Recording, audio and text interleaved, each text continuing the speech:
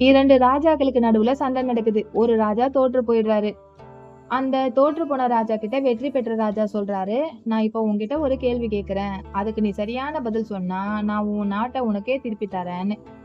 அது என்ன கேள்வினா, ஒரு பெண் தன்னோட ஆழ் மனசுல என்ன நினைக்கிறா என்பதுதான். இந்த தோற்று போன ராஜாவும் நிறைய பேர்கிட்ட இந்த கேள்வியை கேக்குறாரு. ஆனா பதில் கிடைக்கல. ஒரு சிலர் சொல்றாங்க, அந்த காட்டுல ஒரு சூனியக்கார கிழவி வசிக்கிறா. அவகிட்ட வேணா நீங்க போய் இந்த கேள்வியை கேளுங்கன்னு. சரின்னு இவரும் அந்த கிழவி கிட்ட போய் இந்த கேள்வியை கேக்குறாரு. அதுக்கு அவ சொல்றா, ராஜா இந்த கேள்விக்கு நான் பதில் சொல்லிடுவேன். ஆனா அந்த பதில் சொன்னதும் உனக்கு உன்னோட நாடு கிடைக்கும். ஆனா எனக்கு என்ன கிடைக்கும்னு கேக்குறா. அதுக்கு இந்த ராஜா சொல்றாரு, நீ என்ன கேட்டாலும் நான் தரேன்னு.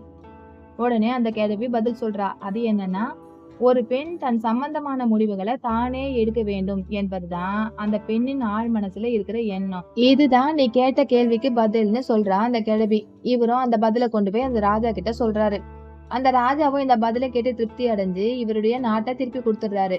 இவரு நேரா அங்கிருந்து இந்த கிழவி கிட்ட வந்து, சரி இப்போ உனக்கு என்ன வேணுமோ கேளு, நான் நிறைவேத்துறேன்னு சொல்றாரு.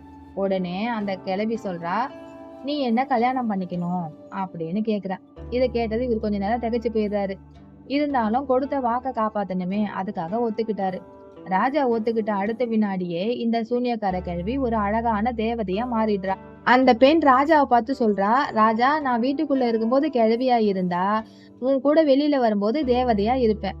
இல்ல நான் வீட்டுக்குள்ள இருக்கும்போது அழகான பெண்ணா இருந்தா வெளியில வரும்போது சூனியக்கார கிழவியா மாறிடுவேன்.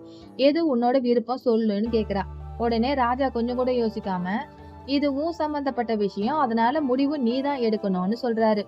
உடனே அவ சொல்றா, முடிவை என்கிட்டயே நீங்க விட்டுட்டதால நான் எப்பவுமே அழகான தேவதையா இருக்க தீர்மானம் செஞ்சிட்டேன்னு சொல்றா. ஆமா தானே?